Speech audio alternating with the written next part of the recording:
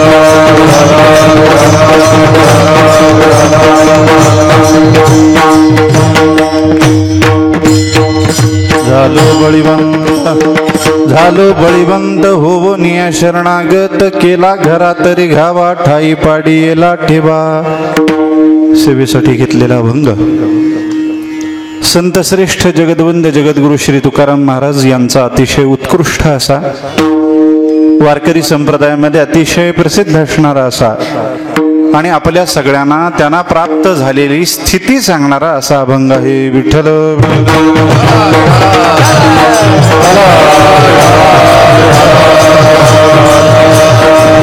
अभंगातून जगद्गुरु तुकाराम महाराजांनी त्यांना स्वतःला प्राप्त झालेली जी स्थिती आहे ती स्थिती तुमच्या माझ्यासारख्या सामान्य जीवाला सांगितलेली दिसून येते.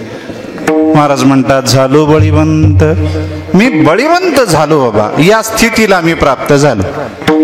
झालं काय, महाराजांनी ज्यावेळी आपल्या जवळच्या सगळ्या लोकांवरती दृष्टिक्षेप टाकला आणि जवळच्या लोकांकडे पाहत असताना महाराजांच्या हे लक्षात आलं, जवळच्या लोकांना जे दिसू नये, ज्याचं चिंतन त्यांनी करू नये, ते दिसतं त्याचं चिंतन ते करतात. माझ्या जीवनात काही स्थित्यंतर घडली. स्थित्यंतर शब्दाचा अर्थ आहे बदल. माझ्या जीवनामध्ये काही स्थित्यंतर घडली आणि जी घडलेली स्थित्यंतर आहेत ती सगळ्यांनी पाहिली. मला असं वाटतं जी घडलेली आहेत, जी दिसतात आहेत, ती स्थित्यंतर पाहून त्याच्याविषयी चर्चा करण्यापेक्षा जी घडली नाहीत पण ज्या घडलेल्या प्रकारानंतर काही काळानंतर मला प्राप्त झालेली स्थित्यंतर आहेत ती पाहावी. तुकाराम महाराज म्हणायला लागले, झालं काय, माझं ऐश्वर्य, माझी संपन्नता सगळ्यांनी पाहिली. त्याच्यानंतर मध्ये दुष्काळ आला, दुष्काळानंतर माझी विपन्नता, माझं दारिद्र्य सगळ्यांनी पाहिलं. स्थितीत झालेला बदल याला स्थित्यंतर म्हणतात. आणि हा झालेला बदल सगळ्यांना दिसला. स्थित्यंतरामध्ये प्रकार आहेत. एक सूक्ष्म स्थित्यंतर असतं, एक स्थूल सूक्ष्म स्थित्यंतर असतं. काही दृश्य असतात, काही अदृश्य असतात, काही बाह्य असतात, काही अंतर असतात. बाह्य असतील लगेच कळतात, स्थूल असतील लगेच कळतात, पण जी सूक्ष्म आहे, जी अंतर आहेत ती कळत नाही. अनेक वेळेला होतं ना, प्रत्येकामध्ये काही ना काही बदल सारखा होतो का नाही, सृष्टीचा नियम आहे, ती बदलत असते, क्षणाक्षणाला ती बदलते. मग तो क्षणाक्षणाला होणारा बदल काही जणांच्या लक्षात येतो, काही जणांच्या येत नाही, काही वेळेला कोणाच्याही लक्षात येत नाही, पण काही बदल लगेच कळतात.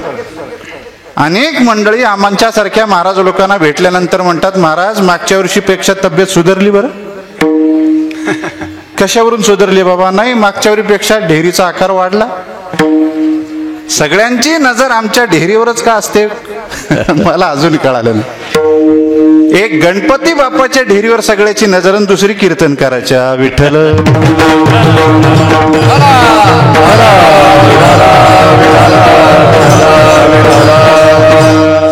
झाला बदल, शरीरात झालेला बदल, बाह्य बदल सगळ्याला दिसतो आणि लगेच चर्चा करतात, महाराज बदल झाला बरं का तुमच्यात. अरे हा झालेला बदल बघू नका. महाराजांनी मागच्याही वर्षी कीर्तन केलं, याही वर्षी तुमच्या समोर कीर्तन केलं. मागच्या वर्षी किती पोक्तपणे त्या अभंगाचं चिंतन मांडलं, किती खोल अभंगाचं चिंतन मांडलं, या वर्षी किती मांडलं हे सांगा महाराजांना. तुमचं वजनच वाढलं, तुमचं ऐश्वर्यच वाढलं, ह्या सांगण्यात अर्थ नाही. हे कोणीही सांगू शकतं ना. तुमच्या ज्ञानामध्ये किती भर पडली, तुमचा अभ्यास किती वाढला, हे सूक्ष्म आहे, हे सांगितलं पाहिजे. तुकाराम महाराजांना हे अपेक्षित आहे. महाराज म्हणतात, माझी संपन्न अवस्था गेली, दारिद्र्य, अरे हे तर कोणालाही दिसतं ना, हे काय सांगायचंय. पण ज्यावेळी ही विपत्ती माझ्यावरती आली, आपत्ती माझ्यावरती आली आणि त्याचं संधीत मी रूपांतर केलं आणि कोणत्या अवस्थेला मी प्राप्त झालो ती अवस्था तुम्हाला कळत असेल तर खरे तुम्ही शहाणे. नाही तर मी दरिद्र झालो, सगळेच बोलतात, अरे तुकाराम महाराज श्रीमंत होते, आता दरिद्र झाले, दरिद्री झाले, अरे झाले बाबा, हे तर सगळ्याला कळतं. पण याच्यातून मी जी उंची गाठली ती उंची दिसते का तुम्हाला, ती कळाली पाहिजे.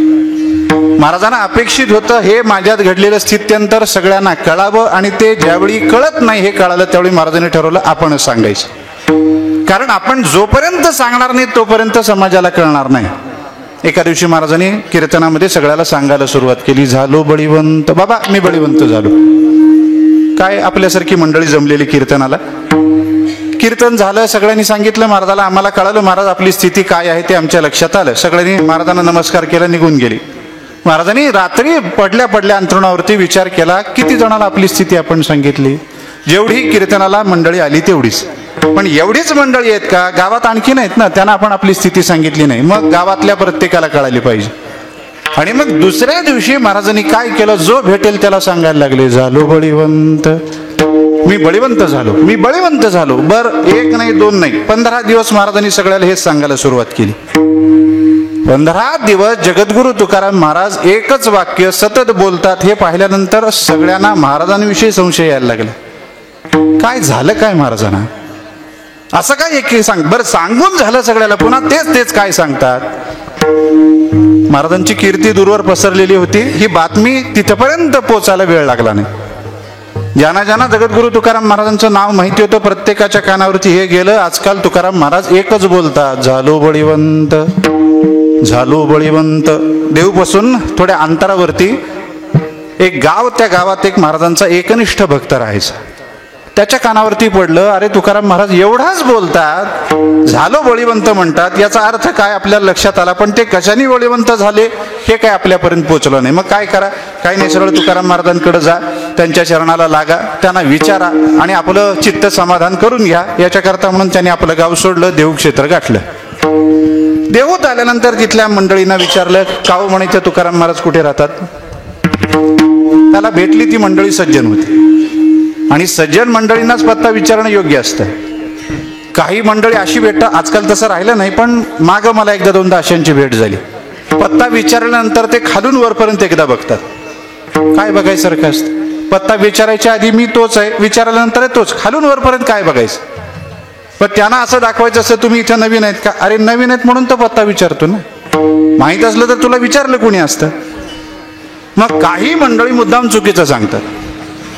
कारण याला जी मंडळी भेटली त्या मंडळीने सांगितलं, बाबा आम्हाला माहिती आहे घर कुठे, सरळ जा, उजव्या हाताला वळा, डाव्या हाताला वळा, तिथं महाराजांचं घर आहे. तो म्हणाला असं नाही हो. तिथे गेल्यानंतर अनेक घरं असतील, प्रत्येक घराचं दार वाजवायचं, इथे तुकाराम महाराज राहतात का, इथे तुकाराम महाराज राहतात का, विचारत सुटायचं का?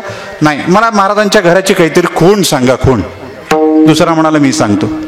महाराजांचं घर आहे, अंगण आहे, अंगणात तुळशीचं वृंदावन आहे, झाड आहे, वर पक्षी बसलेले असतात आणि ते पक्षी अखंड रामकृष्ण हरी भजन करतात, म्हणे ते घर तुकाराम महाराजांचं. विठ्ठल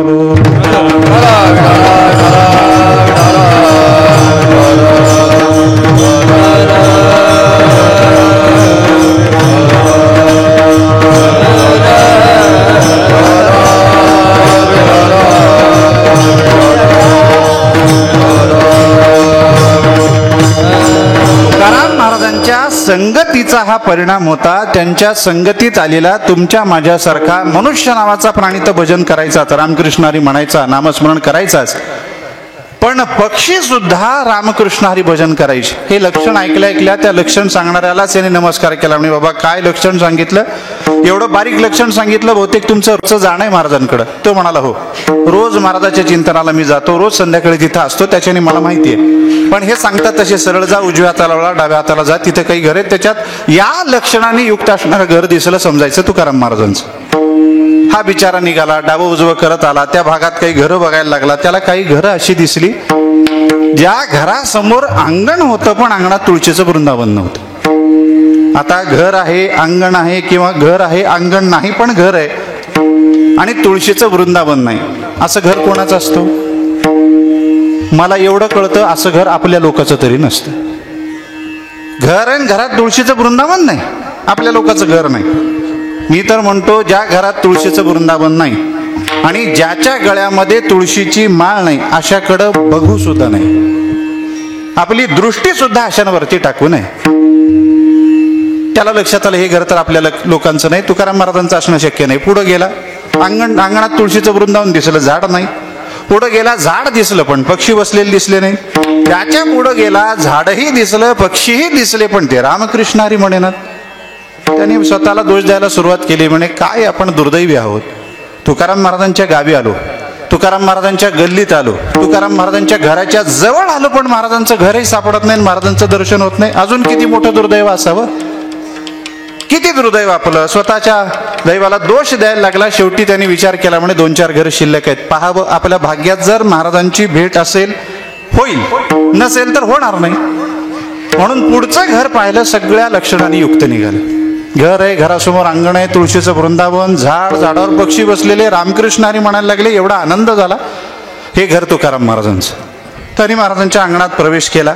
खालची माती उचलीन कपाळाला लावली. का लावली कपाळाला? कारण त्याला माहिती होतं ही माती सामान्य नाही, तुकाराम महाराजांच्या अंगणातली आहे आणि या मातीमध्ये विलक्षण वेगळं सामर्थ्य निर्माण झालेलं नक्की आहे. काय सामर्थ्य निर्माण झालं?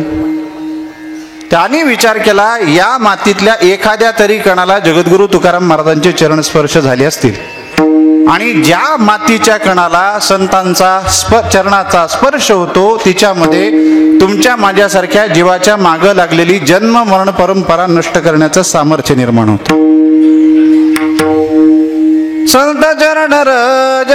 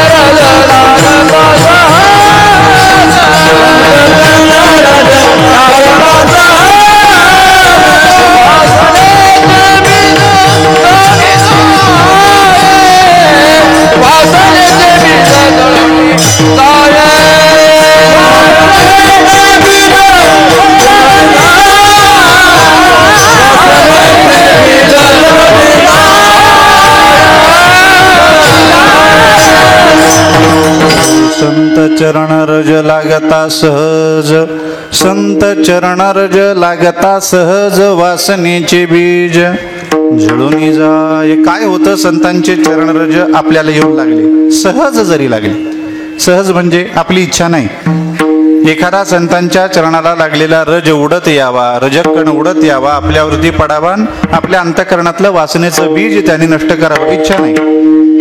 पण जोराचा वारा सुटला आणि त्याच्यामध्ये काही कण आले, त्याच्यातला एक कण असा आहे जो जगद्गुरु तुकाराम महाराजांच्या चरणाला लागून आलेला आहे, तो आपल्यावरती पडला. काय करतो तो, परिणाम काय करतो, वासनेचे बीज जळून जाय. आपल्या अंतःकरणातली वासना, त्या वासनेचं बीज जाळून टाकतो. त्याचा परिणाम काय होतो, तुमच्या माझ्यासारख्या सामान्य जीवाला जन्माला यावं लागतं, याचं एक कारण वासना आहे. जन्म घेणे लागे वासनेच्या संगे, तेथे झाले अंगे हरिरूप, तेथे झाले अंगे हरिरूप. जन्म घेणे लागे वासनेच्या संगे, तेथे झाले अंगे हरिरूप, तेथे झाले अंगे हरिरूप.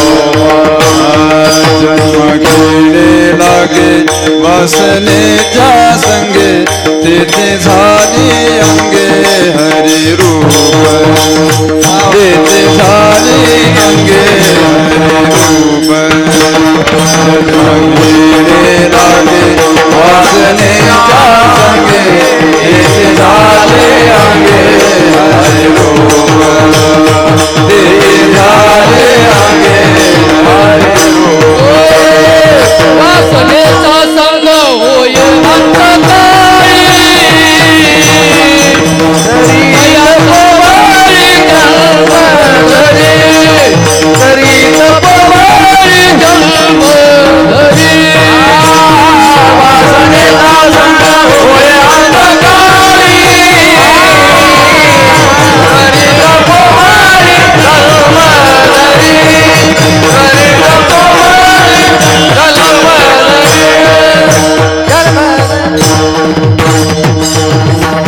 जन्म घेणे लागे वासनेच्या संगे, जन्म घेणे लागे वासनेच्या संगे. आपल्या अंतःकरणात जी जशी वासना असते, त्या वासनेनुसार आपल्याला जन्म घ्यावा लागतो. वासनेचा संग होय अंतकाळी, तरी तपोबळी जन्मधरी. एखादा तपबलाने युक्त असणारा जरी असला आणि त्याच्या अंतःकरणात वासना राहिली, त्याला त्यानुसार जन्माला यावं लागतं. वासना दोन प्रकारची सांगितली, वासना द्विविधा प्रोक्ता, शुद्धाच मलिना तथा. मलिना जन्म हेतु स्यात्, शुद्धा जन्म विनाशिनी. दोन प्रकारची, एक शुद्ध वासना, दुसरी मलिन वासना. यापैकी जी मलिन वासना, त्या मलिन वासनेनं जन्म होतो आणि जो जो जन्माला येतो त्याला मरावंच लागतं. जातस्य हि ध्रुव मृत्युर ध्रुवम जन्म मृतस्य च, तस्मात् परिहर्यर्थे न त्वं शोचितुमर्हसि. उपजेते नासे नाशिले पुनरपि दिसे, हे घटिका यंत्र जैसे परिभ्रमेची गा. जो जन्मतो त्याला मरावं लागतं, मरतो त्याला जन्मावं लागतं. राहाड गाडग्याप्रमाणे चालू राहतं. राहाड किती वेळा जन्मायावे नित्य भावे भजित, नित्य भावे भजित, नित्य भावे भजित. किती वेळा जन्मायावे नित्य भावे भजित, नित्य भावे भजित, नित्य भावे भजित. किती जन्मायावे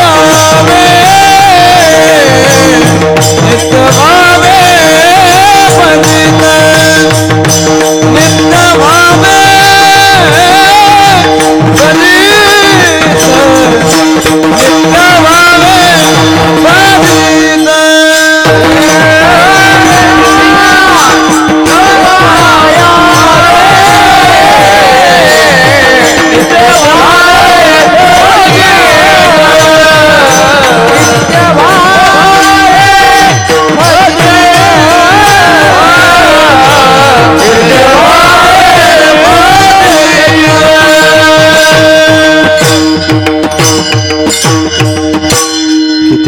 जन्मा यावे नित्य व्हावे फजित. कितीतरी वेळा जन्माला यायचं आणि फजित व्हायचं. आपली फजिती जन्माला आल्यावर होणारच आहे. जन्माला आला की मरतो, मेला की पुन्हा जन्माला येतो, हे चालू राहत. जन्मही टाळता येत नाही, मरणही टाळता येत नाही. तुम्ही म्हणाल महाराज ठीक आहे, मरण टाळता येत नाही हे म्हणणं योग्य, पण जन्म टाळता येत नाही. जन्माला आल्यानंतर मरण टाळता येते हे वाक्य थोडस संयुक्तिक वाटतं, पण जन्म टाळता येत नाही हे काय? जन्मही टाळता येत नाही, मरणही टाळता येत नाही. अनेकांनी जन्म टाळण्याचा प्रयत्न केला, अनेकांनी मरण टाळण्याचा प्रयत्न केला. आपण आजपर्यंत मरण टाळण्याचा प्रयत्न करणाऱ्यांची यादी ऐकली असेल, आपल्या स्मरणात आली असेल, पण मी सांगतो काही जणांनी जन्म टाळण्याचा प्रयत्न केला. पहिलं उदाहरण घ्या शुकाचार्याचं. ब्राह्मणाचे पोर एक खेळायाचे व्याले, ब्राह्मणाचे पोर एक खेळाचे व्याले. 12 वर्ष रमाल रे, 12 वर्ष रमाल रे. कापत कापत बाहेर आले, कापत कापत बाहेर आले. नागवेची पळून गेले रे, नागवेची पळून गेले रे. नागवेची पळून गेले रे, नागवेची पळून गेले रे. ऐक खेळ्या तुझा बतोय जाणून खेळ खेळे रे. ऐक खेळ्या तुझा बतोय जाणून खेळ खेळे रे. ऐक खेळ्या तुझा बतोय जाणून खेळ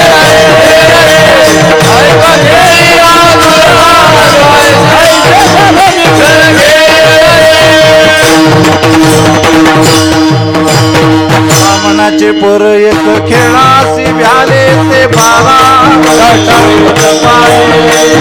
प्राणाचे पोर एक खेळाचे व्याले ते 12 रे. कापत कापत बाहेर आले, नागवेची पळून गेले रे. कापत कापत बाहेर आले, नागवेची पळून गेले रे. ऐक खेळा तुझा जाणून खेळ खेळे. ऐक खेळा तुझा डोळे जाणून खेळ खेळे.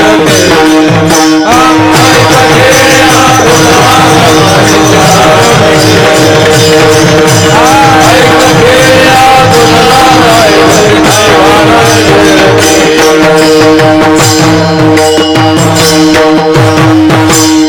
ब्राह्मणाचे पोर एक खेळासी भ्याले. कोणतं ब्राह्मणाचं पोर? कोणत्या खेळाला भ्यालं? ब्राह्मणाचं पोर म्हणजे व्यासपुत्र शुकाचार्य.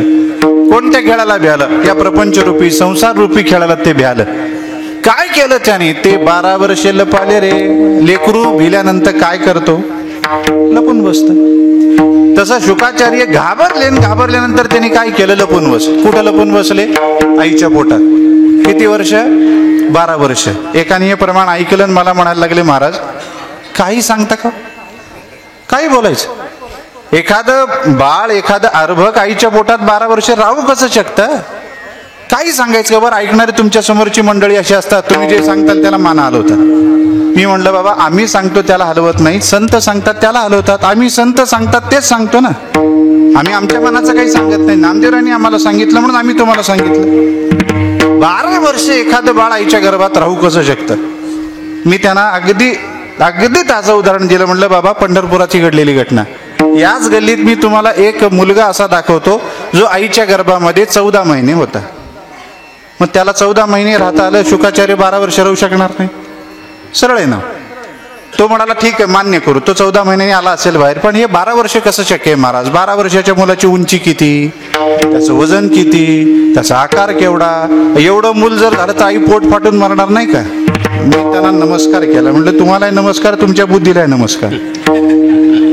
अरे एवढी साधी गोष्ट आहे. गर्भाच्या बाहेर आल्याशिवाय बाळाची वाढ होईल कशी? 12 नाही 1200 वर्ष राहिलं तरी गर्भात आत वाढ होत नसते. बाहेर यावं लागतं तेव्हा वाढ होते. 12 वर्ष फक्त शुकाचार्य नाही, त्यांचे आजोबा पराशर हे सुद्धा 12 वर्ष आईच्या गर्भात लपून होते. कशासाठी? जन्म टाळण्यासाठी. टाळला का?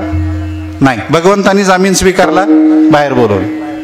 अनेकांनी मरण टाळण्याचा प्रयत्न केला. प्रसिद्ध उदाहरण हिरण्यकश्यपूचं. हिरण्यकशिपूनं ठरवलं आपण तपबल सामर्थ्य आपल्याला निर्माण केलं पाहिजे, तपाने काहीतरी बल मिळवलं पाहिजे, म्हणून तो गेला, तपश्चर्या केली. भागवतामध्ये अनेक वेळेला आपण ऐकलं. आणि मग ब्रह्मदेव प्रसन्न झाले. प्रसन्न झाल्यानंतर वर माग म्हटलं. वर माग म्हटलं आणि पहिल्याच वाक्यात सांगितलं, मला अमर करा, मला मृत्यू येऊच नाही असं करा, अमर करा. ते म्हणाले, हे सोडून बोल बाबा, येथे नाही उरो आले अवतार, ही रते पामर जीव किती. अरे इथं अवतार उरो आले नाहीत म्हणे बाबा, उरले नाही, तू कुठलं सांगतो ते सोडून बोल बाबा. त्या हिरण्यकश्यपूनं ठरवलं होतं मागायचं तर हेच आहे, फक्त शब्द बदलायचे, शब्द बदलून आपल्याला तेच मागून घ्यायचंय. मग काय करा, त्यांनी सांगितलं ठीक आहे, तुम्ही अमर करू शकत नाही, नाही मला मृत्यू येणार आहे, येणारच आहे, प्रत्येक प्राण्याला मृत्यू येणार आहे. मग मला मृत्यू येणारच आहे तर असा यावा, कसा, दिवसा नको रात्री नको, आत नको बाहेर नको, अस्त्राने नको शस्त्राने नको, माणसाकडून नको पशुकडून नको, पृथ्वीवर नको. काय राहिलं का, राहिलं असलं तर त्याच्यात घाला अजून एवढ्या सगळं सांगितलं. अशा पद्धतीने मला येऊ नये. ब्रह्मदेवाला वाटलं अमरत्व मागत नाही ना, मृत्यू मागतो तो असा मागतो ना, आज त्याला वर द्यावा, इथून सुटका करून घ्यावी, म्हणून त्यांनी लगेच तथास्तु म्हटलं, निघून गेले. आता याला हिरण्यकश्यपूला आनंद झाला, मी ब्रह्मदेवाला वेडं केलं, त्याला कळालं नाही, मला पाहिजे ते मागून घेतलं ना, शब्द बदलले, जे पाहिजे ते मागून घेतलं. बस मग आल्यानंतर दुराचार अत्याचार अनाचार सुरू केला. आणि मग याला वाटलं आता अशी वेळ नाही, असं स्थळ नाही, असं अस्त्र नाही, असा जीव नाही, जे नाही ते आपण मागितलंय, आपलं काही मरण वाट्याला आपल्याला येणार नाही. मग काय करा, कसंही वागा, कसंही वागायला लागला. शेवटी त्याची वेळ आल्यानंतर भगवंतानी केवळ याच्यासाठी अवतार घेतला, नरसिंह अवतार घेतला, आणि सगळ्या अटी पूर्ण करून त्याला मारलं का नाही, मारलं. मला या दोन भावाचं फार कौतुक वाटतं, एक हिरण्याक्ष आणि हा हिरण्यकश्यपू, दोन भाऊ महाराज. पण या दोघांनी भगवंताचं एवढं कट्टर शत्रुत्व केलं का यांच्या करता म्हणून देवाला दोन स्वतंत्र अवतार घ्यावे लागले. विठ्ठल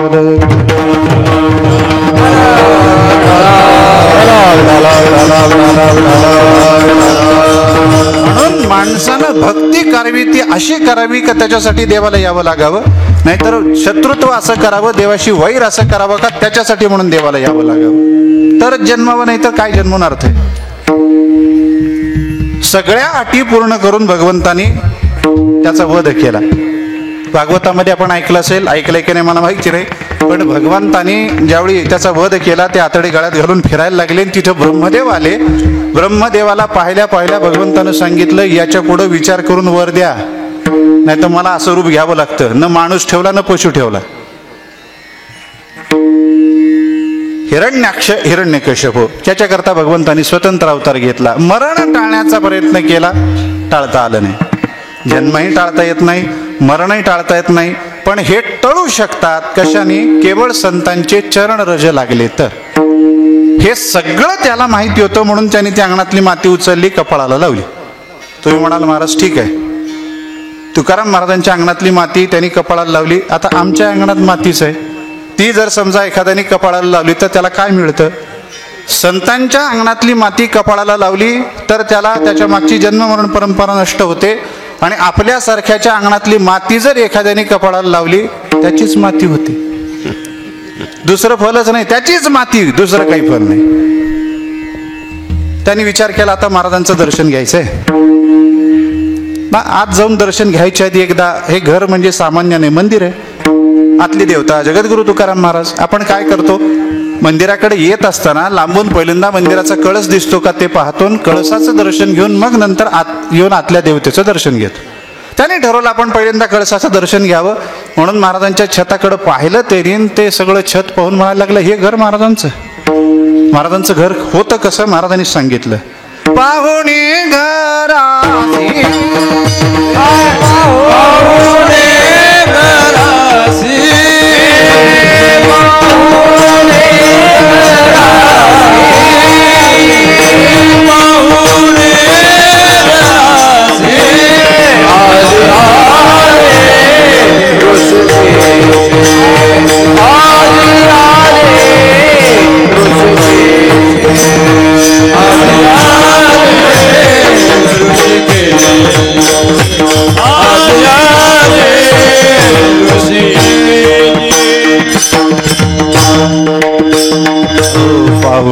घराशी आजी आले ऋषिकेशी, काय करू उपचार खूप मोडकी जर्जर. महाराजांनी आपल्याला सांगितलं माझं घर कसं. एकदा पंढरीचे परमात्मा पाहुणा म्हणून माझ्याकडे आला. कधी आला, कशासाठी आला?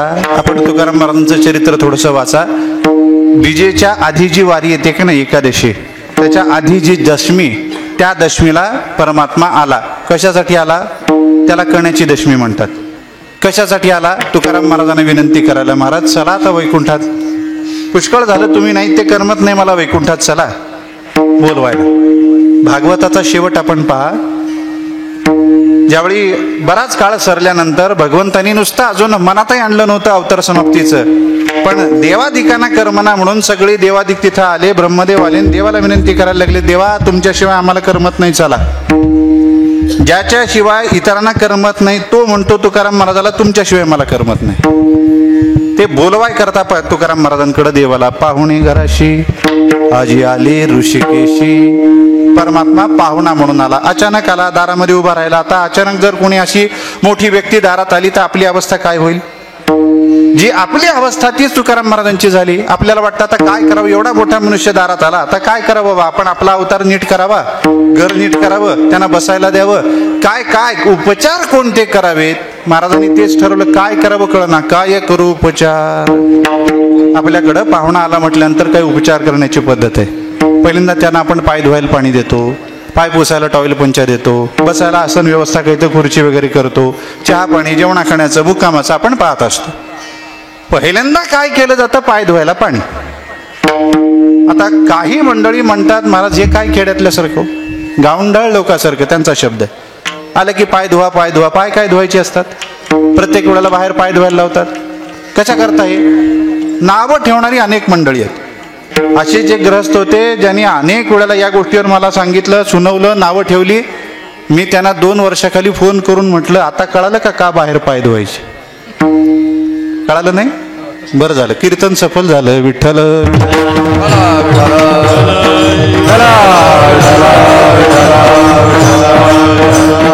2 वर्षाखाली ज्यावेळी तो कोविड आला, कोरोना आला, त्यावेळी सगळ्यांनी किती वेळा हात धुतले? मग मी त्यांना तेच सांगितलं, आता कळालं का बाबा काय बाहेर हात धुवायचे, का बाहेर पाय धुवायचे, हात पाय न धुता आत काय यायचं नाही. आमची विद्वान मंडळी, आमची पूर्वज मंडळी वेडी नव्हती हे सांगायला. सगळं साधं गणित आहे त्याच्या मागं. ज्या काळी ही महामारी आली, ज्या वर्षी आली, त्या संवत्सराचं नाव होतं विकारी नाम संवत्सर. आणि ज्या ज्या वेळी या नावाचं संवत्सर येतं त्या त्यावेळी अशी महामारी येते. माग 100 वर्षाखाली महामारी आली होती 1920 साली, त्याच्यानंतर 2020 साली. म्हणजे ज्यावेळी 1920 साली ही महामारी आली, त्याच्यातून काही विद्वान मंडळी वाचली, त्यांनी त्याच्यावर अभ्यास केला, चिंतन केलं, आणि म्हणून तर ही प्रथा लावून दिली ना. हे परत असं घडू नये याच्याकरता सांगितलं, पण आपण ते सगळं सोडून दिलं, आली परत. आता पुढे अजून 100 वर्षांनी हेच घडणार आहे, होतच राहणार आहे. पाय धुवायला पाणी द्यायचं. बरं, त्याच्यातही मर्यादा आहे. बरं, पाहुणा आला सरसकट एकसारखी वागणूक द्यायची नाही. काही पाहुणे आले तर त्यांना म्हणायचं तिथं पाय धुवायची जागा माहिती आहे ना, पाय धुवून या. काही आले तर आपण त्यांना तिथं घेऊन जायचं, जागेवर तांब्या भरून पाणी भरून द्यायचं, धुवा पाहुणे पाय. आणि काही आले तर स्वतः पाय धुवायचे असतात. रोज येणारा गावातला आहे, अरे कळत नाही का, माहिती आहे तुम्हाला, तिथं जाबर जाऊन धुवून या. वर्षाचा 6 महिन्याला येणार आहे, आपण तिथं घेऊन जायचं आणि मग त्यांना म्हणायचं इथं पाय धुवा. पण दारामध्ये आपले गुरु महाराज आहेत, दारामध्ये संत महात्मे आहेत, दारामध्ये देव उभा आहे, त्यांना जागाही दाखवायची नाही, तांबे भरून द्यायचं नाही, आपण पाय धुतले पाहिजेत, ही मर्यादा आहे. तुकाराम महाराजांनी याचं ज्ञान. म्हणून महाराजांनी काय केलं, अंगणामध्ये पाठ मारला, पण पांडुरंगाला उभं केलं, पाय धुतले, पाय पुसले, पाद्यपूजा केली, आदरांनी घरात आणलं. आता देवाला उंच आसनावरती बसवायचं. घरात उंच काय?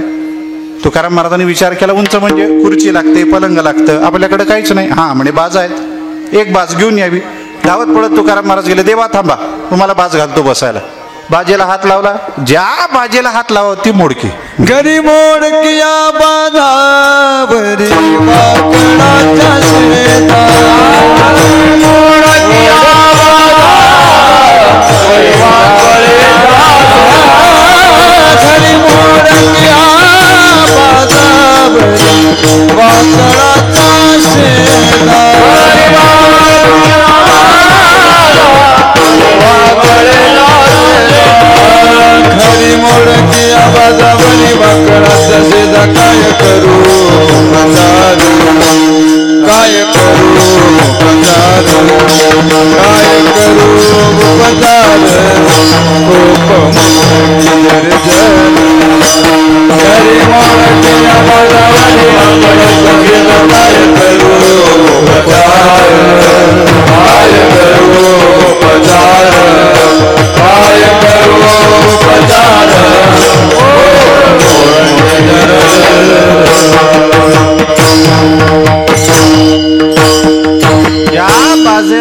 लावावं ती बाज मुडकी, कोणाचा पाय तुटला, कोणाची विण निसटली, कोणाचा दांडा तुटलेला. बरोबर आहे का? बाज आता बघायला मिळणं कठीण आहे हो, म्हणून विचारतो. मोडक्या बाजा सगळ्या. मग तुकाराम महाराजांनी काय केलं? युक्ती केली, सगळ्या एकत्र केल्या, त्याची एक बाज केली आणि त्याच्यावर देवाला वाकळ घालून बसवलं. वाकळीवर परमात्मा बसले, महाराज लगेच भगवंताच्या पायापाशी बसायला लागले. आता तुकाराम महाराज पायापाशी बसतात म्हणल्यावर देवाची अवस्था काय झाली असेल? खडकन परमात्मा उठून उभे राहिले, म्हणे महाराज खाली बसता. नाही इथं बसा बाजूला. अहो बाजूला नाही, तुमची जागा माझ्या हृदयात आहे महाराज, कमीत कमी बाजूला तरी बसा.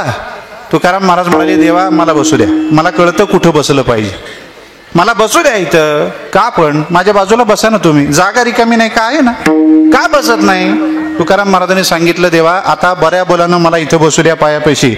आता जर तुम्ही मला तुमच्या बाजूला बसवलं तर पुढे येणारी कीर्तनकार मंडळी तुमच्या डोक्यावर बसतील, बघा काय करायचं. मी बाजूला बसलेलं परवडतंय का ते डोक्यावर बस? महाराज म्हणाले, भगवान म्हणाले महाराज खाली बसा, यांना डोक्यावर घेणं आपल्याला परवडत नाही. गप्पा गोष्टी सुरू झाल्या. बराच वेळ बोलणं झाल्यानंतर तुकाराम महाराजांना भगवंतानी म्हटलं, काय कोरड्या गप्पा, किती वेळ, काही देताल का नाही खायला? देवा म्हणे, आमच्याकडे काय, हे बघा ही भिंत दिसते का, हा या भिंतीच्या अलीकडं आपली सत्ता, पलीकडं आपली नाही. आत काय म्हणे? स्वयंपाकघर, तिथं वेगळे मंत्री आहेत, गृहमंत्री, तिथं आपलं काही चालत नाही. मी जाऊन विचारतो, देवा असेल तर तुम्हालाही मिळेल, मलाही मिळेल, नसेल तर दोघांनी अशाच कोरड्या गप्पा मारायच्या. आज जाऊन आईसाहेबाला सांगितलं, पांडुरंग परमात्मा आलेत. आईसाहेबांनी नुसतं ऐकल्याबरोबर आला का मेला, इथूनच सुरुवात, स्वागतच असं. याला काय घर नाही का, याला काय बायका नाहीत का, इथं येऊन याला खायला काय झालं, सुरू झाला तर एक नाही महाराज. तुकाराम महाराज म्हणाले, बाई आजचा दिवस तरी ग बस, पाहुणा म्हणून आलाय, पाहुण्याला असं बोलू नये. काय पाहिजे म्हणे? जे असेल ते द्या बघा, बसा बाहेर, मी करते काहीतरी व्यवस्था. बाहेर बसले दोघंही. थोड्या वेळात आईसाहेबांना सांगितलं, झालं आता काय केलं महाराज? दरदरीत पाण्या माझी रांधेल्या कण्या बाग केल्या आणि सांगितलं बसा. तुकाराम महाराज 2 पानं मांडली, देवाला सांगितलं, देवा पहिल्या पानावर बसा. परमात्मा म्हणाले, तुम्हाला माहिती नाही का माझा आणि तुमच्या बायकोचा 36चा आकडा आहे, मला पहिल्या पानावर बसवा, ती बाई मला बघेल, पानात कण्या वाढायच्या ऐवजी डोक्यावर घालेल माझ्या, मी नाही तुम्ही बसा पहिले तुकाराम महाराजांना सांगितलं तुम्ही बसा, मग परमात्मा बसले. आई साहेब आल्या, त्यांनी कण्या वाढल्या सगळ्या पतळीच्या बाहेर पळून गेल्या. भगवंतानी विचार केला, आता इथं 2 हात चालणार नाही, चतुर्भुज रूप प्रगट केलं पाहिजे. भगवंतानी चतुर्भुज रूप प्रगट केलं, कशासाठी? दर्शन द्यायसाठी नाही, पत्राळ धरायसाठी. 2 हातांनी पत्राळ धरायची, 2 हातांनी ओंजळ करून कण्यावर पाहिजे. भगवंतानी ते खाल्ल्या. मुखशुद्धी तुळशी दळ, तुका म्हणे मी दुर्बळ. तुळशीचं पान तोडलं. तुकाराम महाराज म्हणतात, देवा मी दुर्बळ आहे बरं का, मुखशुद्धी म्हणून हे घ्या तुळशीचं पान. मुखशुद्धी म्हणून देवाला 13 गुणी विडा दिला जातो. एवढा मोठा विडा. आमच्या लहानपणी पांडुरंगाला विडा देताना एकदा पाहण्याचा योग आला. मोठी अशी चांदीची वाटीन, त्याच्यात म्हणजे माझ्या तर हातात ती बसतच नव्हता विडा तो, पण एका वयस्क माणसाच्या हातात बसणार नाही एवढा मोठा विडा पांडुरंगाला दिला जायचा. तो पांडुरंगाच्या तिथं काही वेळेला शेजारतीला सुद्धा ठेवला जायचा. शेजारती करत असताना शेजारची झाल्यावर देवाचा शेजघरामध्ये विडा ठेवायचा, पाणी भांडं ठेवायचं भरून, ते दार लावायचं, शेजारती करायची. आणि गंमत अशी होती, दुसऱ्या दिवशी सकाळी उठल्यानंतर तो विडा वाटीत नसायचा, पण त्या पानाचा चोथा मात्र दाराच्या कोपऱ्यात पडलेला असायचा. विठ्ठल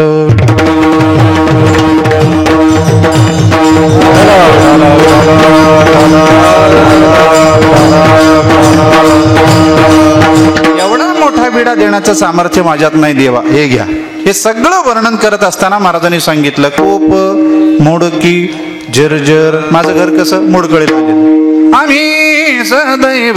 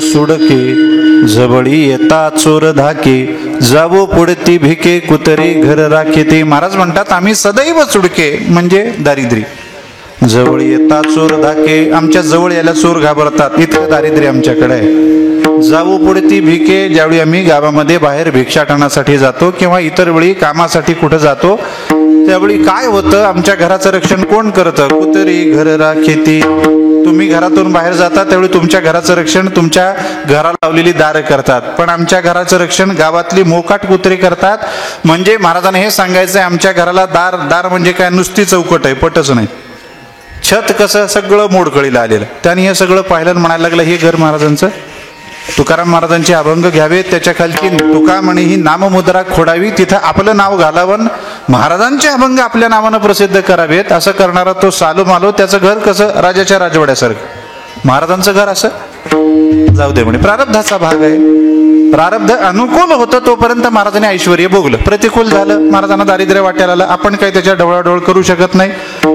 जी गती आहे ती स्वीकारली पाहिजे आपल्यासमोर प्रश्न काय महाराजांना भेटायचंय महाराजांना बोलवायचंय मग आता काय करायचं सामान्यतः आपण एखाद्याच्या घरी जातो त्यावेळी त्याच्या दाराला कडी लावलेली असते ती कडी वाजवतो आजकाल कडी वाजवायची गरज नाही बाजूला एक असा डबा असतो त्याच्यावर बटन असतो दाबलं की आत आवाज होतो आत आवाज होतो मग आतला बाहेर येतो पण इथं दारच नाही कडी वाजवायचा प्रश्नच नाही करायचं काय जिथं उभा होता तिथून आवाज दिला महाराज आहेत का घरात महाराज घरात नव्हते आईसाहेब घरातून बाहेर आल्या याच्याकडे पाहिलं म्हणे कोण आहेस बाबा नाव सांगितलं कुठला आहेस बाबा गाव सांगितलं कशासाठी आलास तुकाराम महाराजांकडे काम आहे आईसाहेबांना त्याला खालून वरपर्यंत पाहिलं काम आमच्या यांच्याकडं होय आईसाहेब बाबा तुला एक मोलाचा सल्ला देते आल्या पावली परत जा यांच्या नादी लागू नको का आईसाहेब अरे बाबा यांच्या नादी लागशील तर तुझं वाटोळं होईल हो तुझ्या घरच्याची परिस्थिती आमच्यासारखी होईल बघ म्हणे आमच्या गळ्यात सोन्याचा फुटका मणी राहिला नाही मुलांकडे बघ अंगभर कपडे नाहीत पोटभर अन्न नाही हातातोंडाची गाठ कधी पडते तर पडत नाही मी सांगते शहाणा हो आता अजून भेट झाली नाही परत जा कुठलंही काम तुझं हे करू शकत नाही त्यांनी सांगितलं आईसाहेब तुम्हाला एक सांगू का या जगात माझं काम कोण करू शकत असेल एक जगद्गुरु तुकाराम महाराज दुसरं तिसरं कोणी नाही आईसाहेब म्हणाले असं होय एक आमचं येडं होतं त्याला दुसरं येड्याला येडं भेटलं काय होईल आता देव जाणे तुकाराम महाराजांना आईसाहेबांनी वेडं म्हटलं एकाने मला विचारलं महाराज तुकाराम महाराजांची बायको त्यांना वेडं म्हणते तुमची काय म्हणते म्हणलं त्यांना सोडलं नाही ना आम्हाला सोडतील होय सगळ्याची तेच म्हणते बाबा तो म्हणायला लागला आईसाहेब महाराजांना वेडं म्हणता महाराजांचा अधिकार माहितीये तुकिता तुलनेसी ब्रह्मा तुकाजी आले म्हणून रामेश्वरी म्हणून रामेश्वरी चरणी मस्तक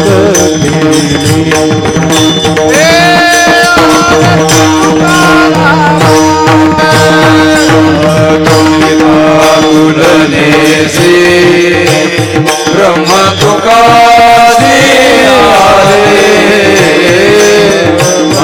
म्हणून रामेश्वरी म्हणून रामेश्वरी चरणी मस्तक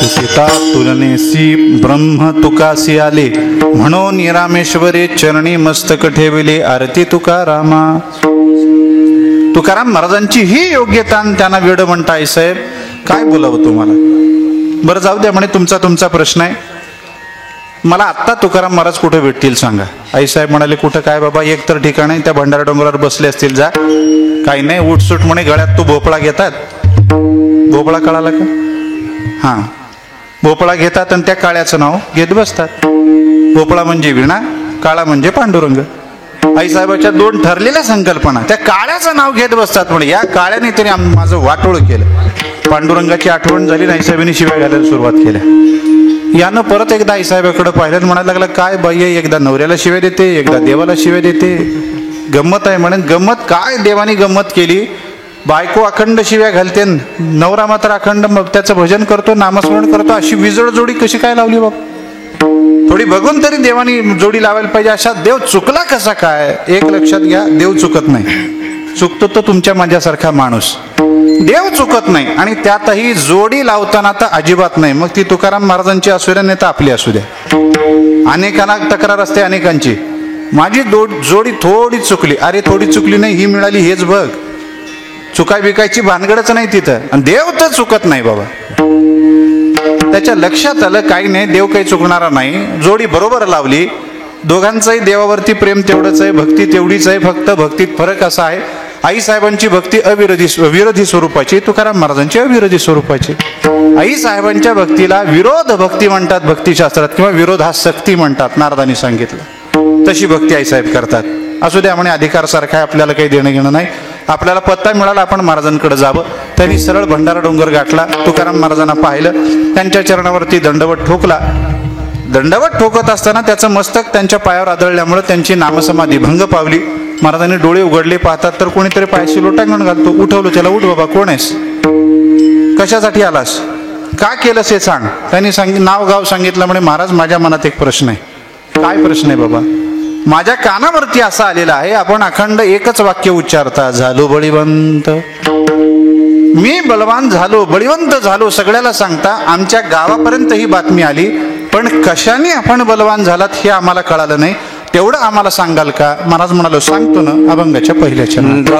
झालो बळीवंत, झालो बळीवंत, झालो बळीवंत, झालो बळीवंत,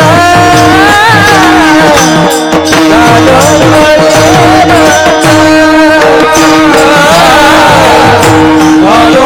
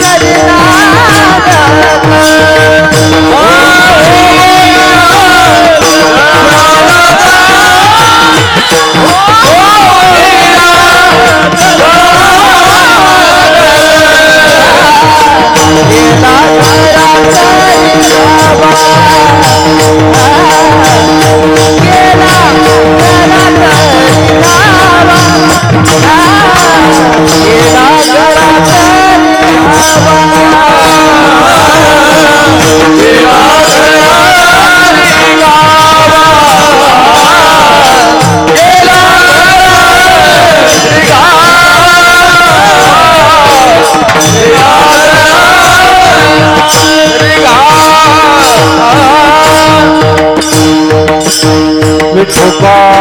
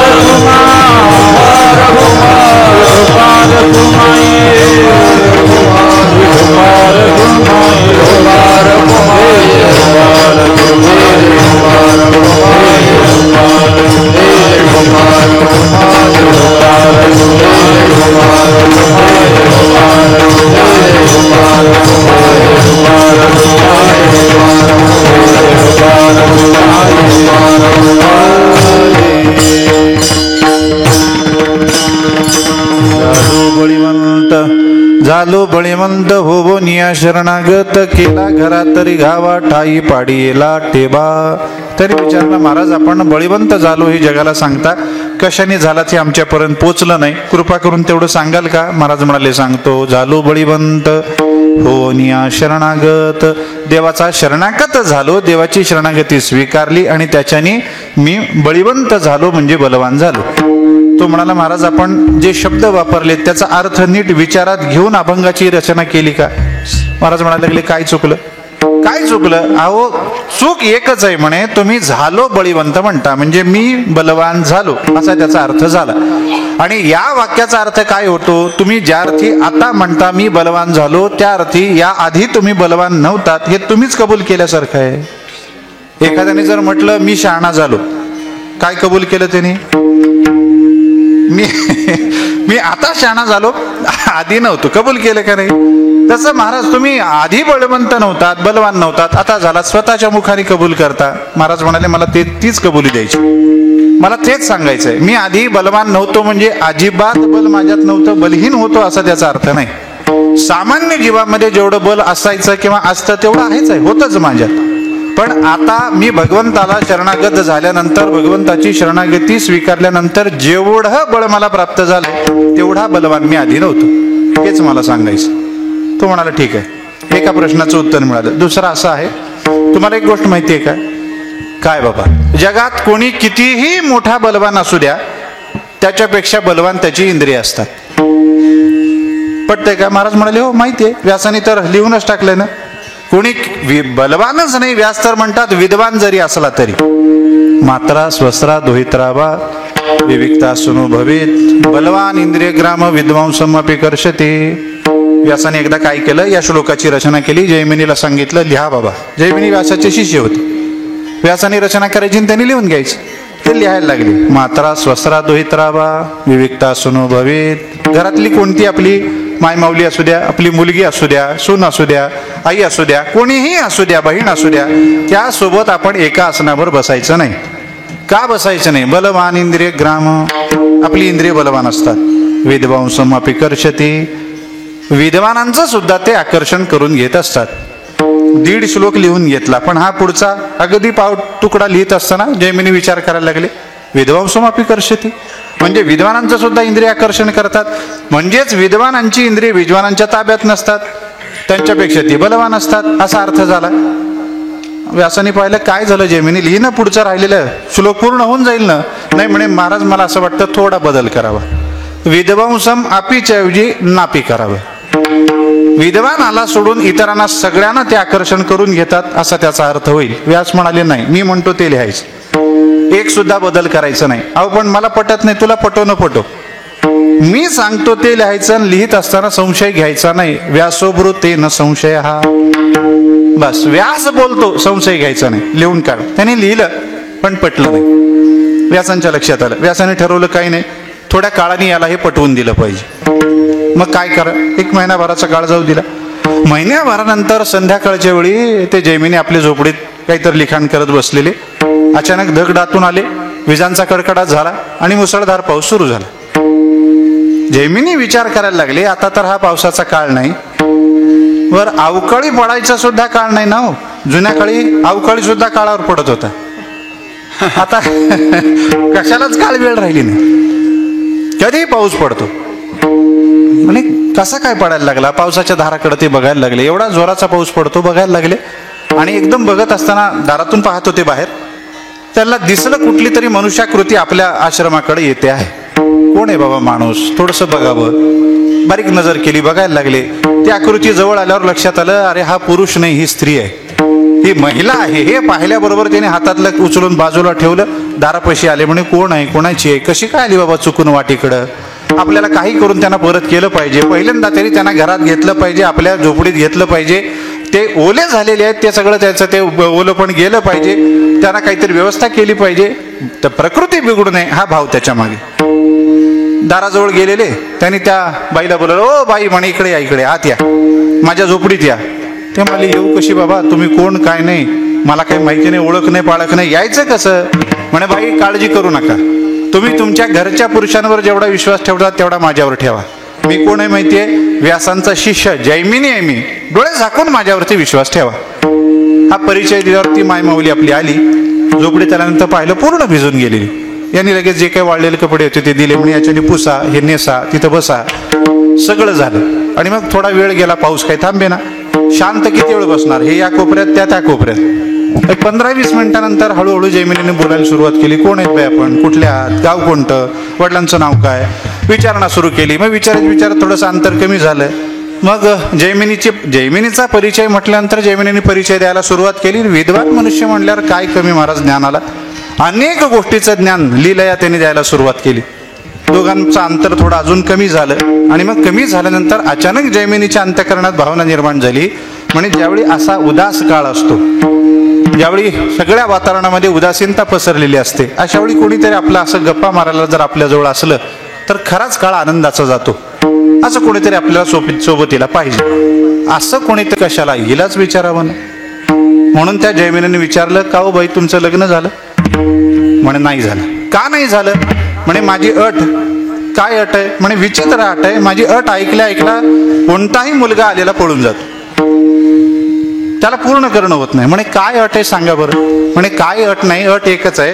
ज्याला कोणाला माझ्याशी लग्न करायचंय त्यांनी मला लग्नाच्या आधी पाठीवर घ्यायचं आणि एखाद्या घराच्या 3 प्रदक्षिणा मारायची. बस एवढीच अट आहे. म्हणे जास्त काही अट नाही, एवढीच अट आहे. पण त्यांनी जैमिनीने विचारलं, मी पूर्ण केली तर चालेल का? ते म्हणले करा. पूर्ण केली तर मी लग्न करेन तुमच्याशी. म्हणे थांबू द्या पाऊस. पाऊस थांबला. आणि पाऊस थांबल्यानंतर लगेच गडबडीनं जैमिनी बाहेर गेले. म्हणे या चला पाठीवर बसा. म्हणे असं नाही, खाली घोडा व्हा. घोडा होणं कळतं? हा, घोडा व्हा म्हणे. तसं दोन्ही हात खाली टेकवा, गुडघे टेकवा, तुम्ही घोडा व्हा, मी पाठीवर बसणार. आणि मग ते घोडा झाले, पाठीवर बसले. पाठीवर बसून प्रदक्षिणा सुरू झाल्या. 1 झाली, 2 झाली, 2.5 झाली, 2.25 झाली. आता थोडी राहिलेली होती. एवढ्यात एकदम जैमिनीला वाटायला लागलं, अरे या 2.5-2.25 प्रदक्षिणा होईपर्यंत पाठीवर एवढं वजन होतं, आता एकदम ओझं वाढलं. कशामुळे झालं बाबा? कोण पाठीवर बसले बघावं. म्हणून त्यांनी वर मान केली. त्यांना दिसलं पाठीवर बसताना ती बाई होती, पण आता तिथं बाई राहिली नाही. त्याचा बुवा झाला. अरे इथं पुरुष बसलेला. कोण पुरुष आहे? दुसरं तिसरं कोणी नाही, व्यास होते. व्यासांना पाहिल्या यांनी हात धडकन खाली झटकले, खाली पडले. आणि मग व्यासाने विचारायला सुरुवात केली, काय जैमिनी पटलं का नाही? श्लोक बदलायचा का तसाच ठेवायचा? म्हणे नाही महाराज, तसाच ठेवा, तुम्ही म्हणलेलंच खरंय. म्हणे पण हे सगळं मायेनं. पाऊस मायेनं आहे, ती स्त्री मायेनं रूप मीच धरलेलं होतं. अरे मायेनं रूप धरलं स्त्रीचं, ती माईक स्त्री आली तर तुझा घोडा केला का गाढव? काय केला तुझं तू बघ बाबा. म्हणून म्हणतो विद्वांसम अपि कर्षति. विद्वानांचं सुद्धा आकर्षण करणारी असतात. म्हणजेच सगळ्यात बलवान कोण असतील? त्याची इंद्रिय. मग तुम्ही म्हणता मी बलवान आहे, तर आम्हाला सांगा तुम्ही बलवान का तुमची इंद्रिय बलवान? तुकाराम महाराज म्हणतात नाही, आम्हीच बलवान. काम क्रोध बंदी खानी, क्रोध बंदी खानी, तुका म्हणे रे दोन्ही, म्हणे रे दोन्ही, आम्ही झालो इंद्रियाचे धनी, आम्ही झालो गोसाई. इंद्रियाचे धनी आम्ही झालो गोसाई. इंद्रियाचे धनी आम्ही झालो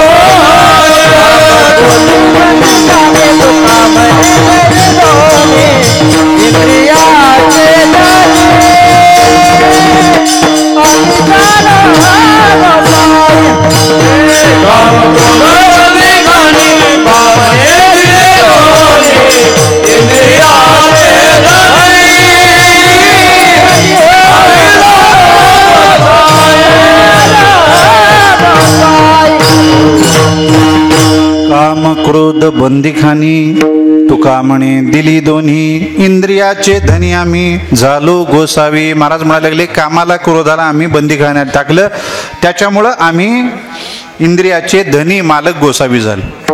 तुकाराम महाराजांचं चरित्र आपल्या सगळ्यांना माहिती आहे. त्यांच्या चरित्रामध्ये न कामाला थारा न क्रोधाला थारा. काही जणांनी महाराजांचं चारित्र्य हनन करण्याकरता म्हणून बाई पाठवली. तुकाराम महाराजांनी तिला काय म्हटलं? जाई व तो माते न करी साया. असं पहिल्यांदा तिला आई म्हटलं, आई तू जा, विनाकारण सायास करू नको, कारण आमच्यामध्ये तर काही बदल घडणार नाही, पण तू सायास करशील, जेवढा सायास करशील तेवढा नरक जवळ करशील. आणि माझ्यामुळे जर एखाद्याला नरक प्राप्ती झाली तर हे मला पटणार नाही. त्याच्यामुळे बाई एक काम कर, कुठलीही सायास करू नको, परत जा. आम्ही विष्णुदास तैसे नवो. आम्ही विष्णुदास तसे नाही बाबा, जा कृपा कर, जा परत, कामाला थारा नाही. बरं क्रोध आलाय का? आपल्या सगळ्यांना माहिती असणारा प्रसंग आहे. एकदा वेगवेगळ्या अंगानं त्याचं चिंतन केलं जातं. तुकाराम महाराजांची म्हैस म्हणे त्या मंबाजीबुवाच्या बागेत गेली आणि ती चारा खायला लागली. त्यांनी वरून पाहिलं, विचारलं कोणाची म्हैस आहे? तुकाराम महाराजाची. तुकाराम महाराजाची म्हटल्याबरोबर रागानं खाली आला आणि त्या म्हशीला मारायला लागला. इकडं तुकाराम महाराज ती म्हैस कुठे शोधत आले आणि त्यांना दिसलं मंबाजी मारतो म्हशीला. म्हटल्यावर ते म्हणायला लागले, अहो त्याला कशाला मारता, ते मुक जनावर आहे. मग इकडं कशी आली, माझी बाग सगळी खराब करायला लागली. त्याला काय कळतं, हिरवा चारा भांबावे पशु. चारा हिरवा दिसला, बिचारी खायला आली, तिला काय कळते का, ती म्हैस आहे. ते मंबाजी म्हणाले, खरंय तिला कळत नाही, तुला कळतं, तिला नाही, तुला मारलं पाहिजे. म्हणून तुकाराम महाराजांना मारायला लागले. आणि मग हे एकाने पाहून जाऊन आईसाहेबाला सांगितलं. आईसाहेबांनी पाहिलं, ऐकलं आणि धावत पळत आल्या. आईसाहेबाला पाहिल्या पाहिल्या मंबाजी पळून गेला. आईसाहेबांनी उठवलं तुकाराम महाराजाला, घरी आणलं, जखमा धुतल्या, त्याच्यात आंबे हळद लावली, त्यांना 4 घास खाऊ घातले, झोपवलं. दिवसभर तुकाराम महाराज झोपून राहिले. संध्याकाळच्या वेळी आता कीर्तनाची वेळ झाली. कीर्तनाची वेळ झाली म्हणून महाराजांनी उठून फेटा पटका बांधला, गळ्यात विणा घेतली. आता कीर्तनाला जाणार इतक्यात आईसाहेबांनी अडवलं. म्हणे आजचा दिवस राहू द्या ना, राहू द्या म्हणे, एवढं सकाळी झालंय, कशाला आता अंग दुखत असेल, जखमा अजून ओल्या आहेत, काय अडलंय कीर्तन करायचं? अडलंय काय म्हणे, मिळतं काय त्या कीर्तनानं? तुम्हाला कोणी नारळही देत नाही, पाकिट तर लांब राहिलं. नारळच नाही म्हटल्यावर पाकिट कुठून मिळणार? काहीच मिळत नाही, कशा करता कीर्तन करता? आता जाऊ द्या. महाराज म्हणाले, नारळा करता पाकिटा करता कीर्तन नाही, निष्ठावंत भाव भक्ताचा स्वधर्म याच्या करता, हो त्याच्या करता म्हणून कीर्तन करायचे, दुसरं तिसरं काही नाही. कीर्तनाला महाराज उभे राहिले. पाहतात तर श्रोत्यात एक श्रोता आपला गैरहजर. मंबाजी बुवा दिसत नाही बाबा. म्हणे असं असं प्रकृती बिघडली. महाराजांच्या लक्षात आलं. महाराजांनी कीर्तन संपल्या त्याचा वाडा गाठला. विचारलं कुठे आहेत मंबाजी बुवा? आज झोपले. तिथं गेले. अंगावरती पांघरून घेऊन झोपलेला बिचारा. त्यांचे पाय दिसले तुकाराम महाराजांना आणि तुकाराम महाराज त्या मंबाजी बुवाचे पाय दाबायला लागले. कोणाचे? ज्याने सकाळी काठीने बळवून काढलं त्याचे. तुकाराम महाराज होते म्हणून त्यांनी पाय धरले. मी जर असलो असतो तर त्याचा गळाच धरला असता. खरंय का नाही? पण तुकाराम महाराजांनी पाय धरले, पाय दाबायला सुरुवात केली. का? क्रोधाला थाराच नाही ना जगात, अंगामध्ये बिलकुल, त्यांच्यामध्ये चरित्रामध्ये थारा नाही. काम क्रोध बंदी खानी तुका म्हणे दिली दोन्ही, इंद्रियाचे धनी आम्ही झालो गोसा. इंद्रियाचे मालक आहेत बाबा आम्ही, आमच्या ताब्यात आमची इंद्रिय आहेत. बर, अहो पण या इंद्रियापेक्षा एक जण बलवान आहे ना. कोण? हे जगाला खाणारा काळ. तुकाराम महाराज म्हणतात, अरे त्याच्या डोक्यावर तर आम्ही पाय दिला. जगा काळ खाय आम्ही माता दिला पाय, आम्ही माता दिला पाय, आम्ही माता दिला पाय. जगा काळ खाय आम्ही माता दिला पाय,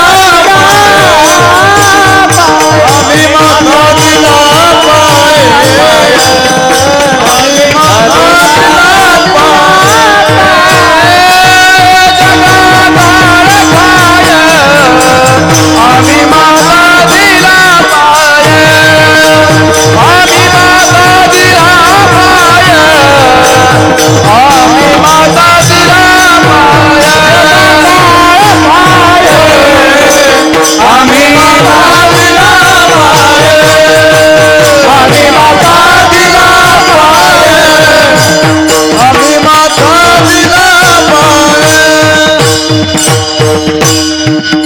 जगा काळ खाय आम्ही माथा दिला पाय. पण आमच्याकडं दिले पाय असा पाठ आहे.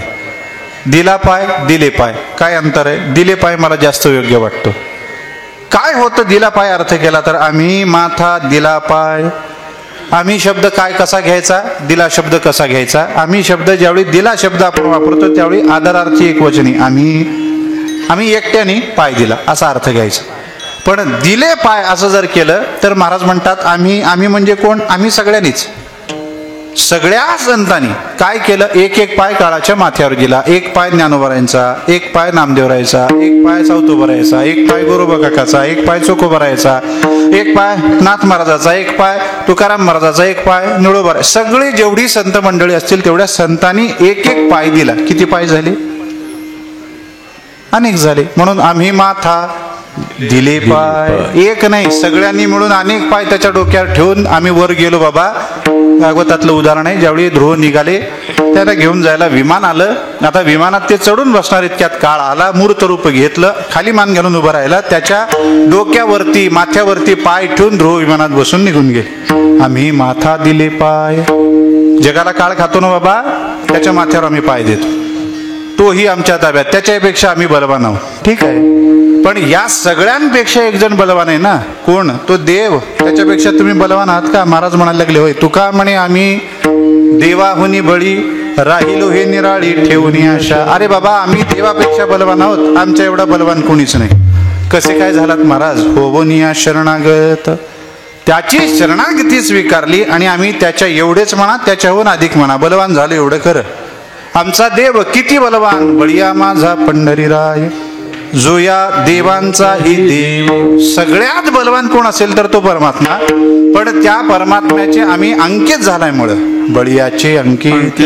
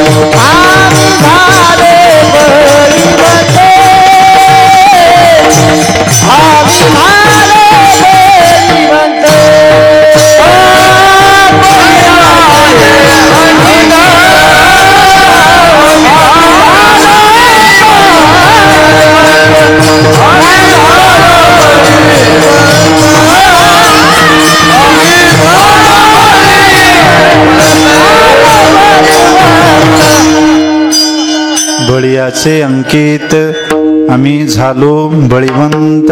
आम्ही बळियाचे अंकित म्हणजे बलवान जो परमात्मा त्याचे अंकित झालो, त्याला शरणागत गेलो. चरण गेल्यामुळं झालं काय? आम्ही सुद्धा बलवान झालो बळीवंत. होनिया शरणागत. तो म्हणायला लागला, महाराज एक शेवटचा प्रश्न आहे. काय होतं, एखाद्याच्या शरीरामध्ये बल नाही आणि समजा त्याच्यामध्ये बलाचा संचार झाला. संचार झाल्यानंतर सगळ्यात पहिल्यांदा त्या बलाचा परिणाम होतो त्याच्या बुद्धीवर. त्याची बुद्धी विकृत होते. त्याची बुद्धी विकृत पद्धतीने चालायला लागते. जशी चालली पाहिजे तशी चालत नाही. आपल्याला अनेक वेळेला हे उदाहरण दिसतं. लहान मुलगा असतो, एखाद्या वेळी तो मोठा होत असताना तेवढं बल नाही, पण मोठा झाल्यानंतर थोडीशी कसरत करतो, व्यायाम करतो, मग त्याच्यामध्ये बल येतं. बल आल्यानंतर लहानपणीचं त्याचं वागणं आणि बल वाढल्यानंतरचं त्याचं वागणं सारखं असतं का? रस्त्याने सुद्धा जड जात नाहीत महाराज. हा, इकडं बघायचं काय रे, तिकडं बघायचं काय रे, बघू काय रे तुला. भाषा तशीच. बलाचा संचार बुद्धी विकृत होती. महाराज म्हणे तुमच्या ठिकाणी बल वाढलं, तुमची बुद्धी विकृत झाली का? होती तशी राहिली. काय केलं तुम्ही? बल वाढलं, त्याचा काय उपयोग कशात केला? महाराज म्हणाले काही केला नाही. केला घरात रे गावा. घरात शिरलो घरात. हा, तो म्हणाला बरोबर आहे, मला हेच वाटत होतं. नक्की होतं काय? एखाद्यामध्ये बल वाढलं की तो हेच करतो. एखाद्याच्या निर्बलाच्या दुबळ्याच्या घरात घुसतो, त्याच्या घरातलं घेऊन येतो, त्याच्यावर अत्याचार करतो. हेच तुम्ही करता का महाराज? महाराज म्हणाले नाही रे वेड्या, ज्याला शरणागत होऊन मी बलवान झालो त्याच्याच घरात घुसलो. काय केलं महाराज घरात घुसून? ठाई पाडी येला ठेवा. पडी येला नाही, पाडी येला. एक काना बदलला अर्थ बदलतो. पडी येला म्हटलं की महाराज त्या चरणाचा अर्थ असा होतो, महाराज म्हणतात मी घरात घुसलून माझ्या अंगावर ठेवा पडला नाही, पाडी येला. पाडी येला म्हणजे काय केलं, जो ठेवा भगवंताने लपवून ठेवलेला होता सगळ्यापासून तो ठाई पाडला, म्हणजे पहिल्यांदा तो कुठं हे जाणून घेतलं. आणि मग काय केलं, एकदा कळालं हा ठेवा इथं परमात्म्याने ठेवलेला आहे, मग तो आपल्याला मिळवायचा आहे. कसा मिळवायचा, त्याच्याकरता काही कारण रचली. हातात चढे धन ऐसे रचिले कारण, ते मला प्राप्त व्हावं, हस्तगत व्हावं, याच्याकरता कारण रचली. आणि मग एका दिवशी परमात्म्याचा तो ठेवा, हा ठेवा कोणता होता, सच्चिदानंद रूपतेचा. हा ठेवा परमात्मा इतर कोणालाही देत नाही. एखादा भक्त गेला त्याला वरवरच देतो आणि त्याची बोळवण करतो, पण हे मात्र लपवून ठेवतो. आणि म्हणून मी काय केलं, काही नाही, भगवंताच्या चरित्राचा अभ्यास केला. भगवंतानी गोकुळात काय केलं, एखाद्या गवळणीच्या घरी जायचं लोणी चोरायला. आणि मग लोणी चोरायला गेल्यानंतर काय करायचं, पहिल्यांदा घरात रिगावा करायचा. घरात रिगावा केल्यानंतर ते लोणी कुठं ठेवलंय हे ठाई पाडून घ्यायचं. आणि मग ते ठाई पाडून घेतल्यानंतर ते आपल्याला प्राप्त कसं होईल, हस्तगत कसं होईल, याच्याकरता कारण रचायची. ते लोणी हातात घ्यायचं आणि खाऊन आपली ही क्रिया पूर्ण करायची, लीला पूर्ण करायची. हेच मी केलं. भगवंताच्याच घरात शिरलो, त्याचा ठेवा शोधून काढला. तो ठेवा हातात कसा येईल, हस्तगत कसा होईल याची कारणं रचली. एका दिवशी तो हस्तगत केला. आणि तो केल्यानंतर ज्यावेळी परमात्म्याने मला पकडलं, त्यावेळी मी त्याच्याकडून सुटून जाण्याकरता एकच केलं, अभंगाच्या शेवट.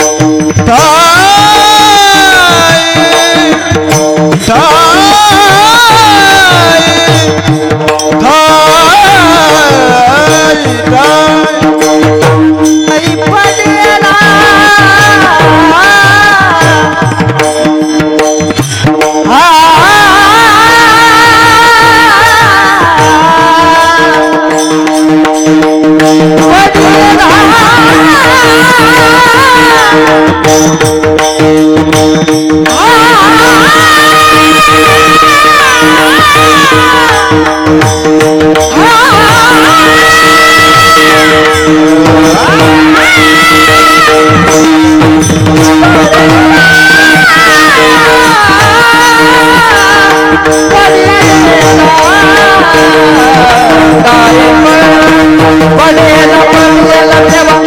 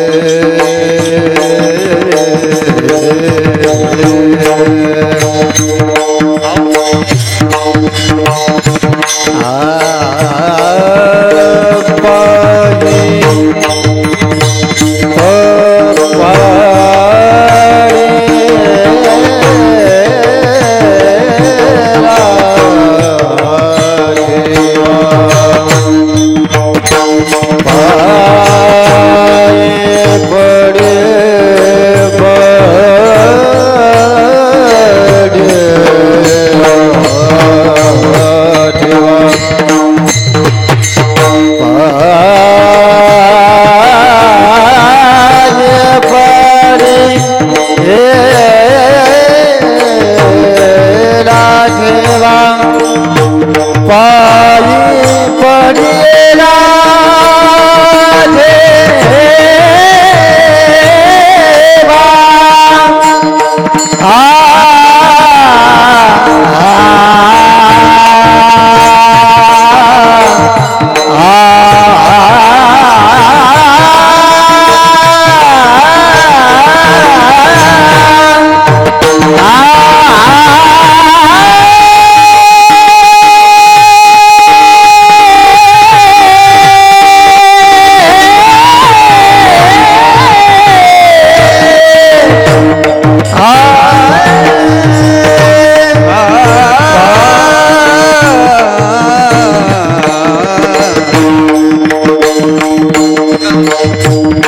आगे पडेला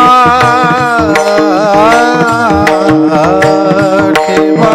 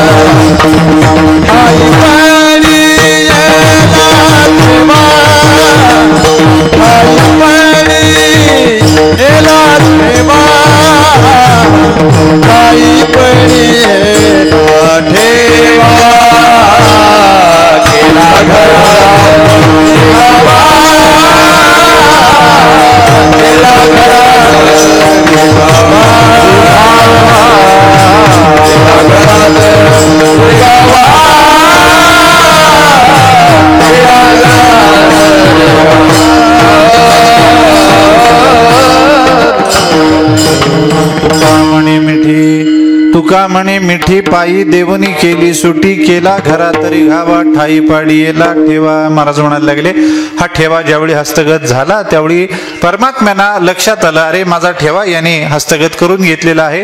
देव ज्यावेळी माझ्याकडे आले आणि विचारायला लागले माझा ठेवा कुठे मला द्या त्यावेळी भगवंतानी आपल्याला पकडलं हे जाणवल्यानंतर स्वतःची सोडवणी करण्याकरता स्वतःला सोडवून घेण्याकरता त्याच्यातून सुटून जाण्याकरता म्हणून महाराजांनी म्हटलं मी एक युक्ती केली. काय केलं त्या परमात्म्याच्या पायाला मिठी दिली. तुका म्हणे मिठी पायी देऊनी केली सुटी, केला घरा तरी घावा, ठाई पाडीला ठेवा. भगवंताच्या पायाला मिठी दिली आणि सगळ्यातून मी स्वतःला सोडवून घेतलं.